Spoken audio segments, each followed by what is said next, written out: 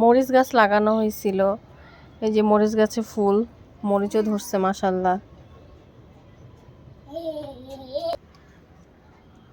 বেগুন গাছে বেগুন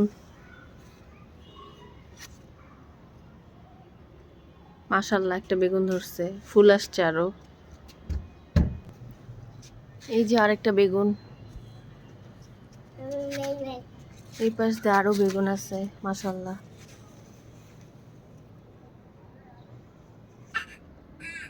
এটা ঢ্যাঁড়স গাছ, অনেকে হয়তো চিনবেন না, আবার অনেকে হয়তো চিনবেন। এই যে ঢ্যাঁড়স ধরছে গাছে। এটা আরেকটা মরিচ গাছ, এই মরিচ গাছটা তো অনেক ফুল আসছে মাশাআল্লাহ।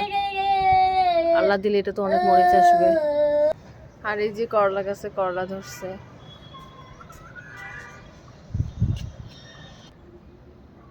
এটা সিম গাছ।